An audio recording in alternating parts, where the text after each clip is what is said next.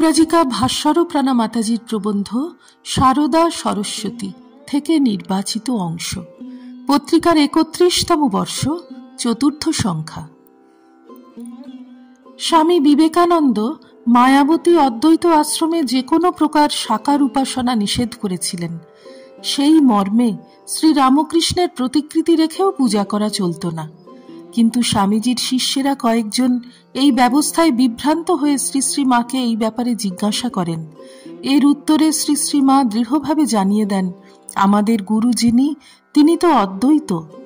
তোমরা সেই গুরুর শিষ্য, তখন তোমরাও অদ্বৈতবাদী।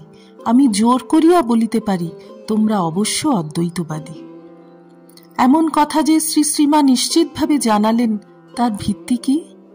প্রশ্ন উঠতে পারে, শ্রীরামকৃষ্ণ তো সাধন শুরুই করেছিলেন কালী পূজা দিয়ে। সেই ইষ্টদেবতার দর্শন স্পর্শনই তাঁর ধ্যান জ্ঞান ছিল। এমনকি সব ব্যাপারে তিনি মা কালীর অনুমতি ব্যতীত এক পদও অগ্রসর হতেন না। এসব তো দ্বৈতভাব সাধনেই সম্ভব। এর উপরে আছে বিশিষ্টাদ্বৈতবাদ। সেখানেও শ্রীমৎ রামানুজাচার্য সাকার উপাসনায় স্থিত ছিলেন। তাঁর মতে জীব জগৎ বিশিষ্ট ব্রহ্ম, তাই সবই সত্য। শ্রীরামকৃষ্ণও জানিয়েছেন, একটি বেল ফল, তার খোসা, বিচি ও শাঁস সব মিলিয়ে সত্য। শুধু শাঁসটুকুকে বেল বললে সমগ্র বেলকে বোঝানো হয় না। সুতরাং রামকৃষ্ণদেবকে শ্রী শ্রীমা বিশিষ্টাদ্বৈতবাদী বলেও চিহ্নিত করতে পারতেন। কিন্তু তিনি সেখানেই না থেমে একেবারে অদ্বৈত তত্ত্বে তাঁকে প্রতিষ্ঠিত করে দিয়েছেন। একথার মর্ম অনুধাবন করতে গেলে শ্রীমৎ শঙ্করাচার্যের কেবলাদ্বৈতবাদ, ব্রহ্মসত্য জগন মিথ্যা, এই তত্ত্বে চলে আসতে হবে। কিন্তু শ্রীরামকৃষ্ণ জগৎকে মিথ্যা আখ্যা দেননি। জগতের কল্যাণের জন্যই তো তাঁর প্রিয়তম শিষ্য ধ্যানপরায়ণ নরেন্দ্রনাথকে মানুষের সেবায় নিয়োজিত করেছিলেন। তাহলে শ্রীরামকৃষ্ণের অদ্বৈত ভাব দাঁড়ায় কোথায়? সমাধানটি এভাবে আসতে পারে, বা বেদান্তের ঘোষণা অনুযায়ী আসবে, যেখানে বলা হয়েছে, ঘটা কুড্যাদিকং সর্বম মৃত্তিকা মাত্রমেবহি তদ্বৎ ব্রহ্ম জগৎ সর্বম ইতি বেদান্ত ডিণ্ডিমঃ।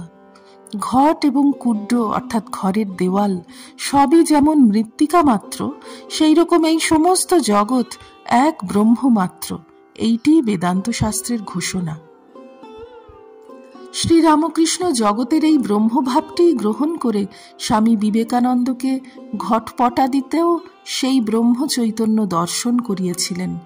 তিনি নিজেও শঙ্করপন্থী শ্রীমৎ তোতাপুরীর কাছে অদ্বৈত মতে সন্ন্যাস গ্রহণ করে সর্বভূতে এই চৈতন্যকে প্রত্যক্ষ করে জাতি, ধর্ম, বর্ণ, লিঙ্গ নির্বিশেষে সকলকে, সকল বস্তুকে সেই ব্রহ্মেরই রূপ বলে গ্রহণ করেছেন।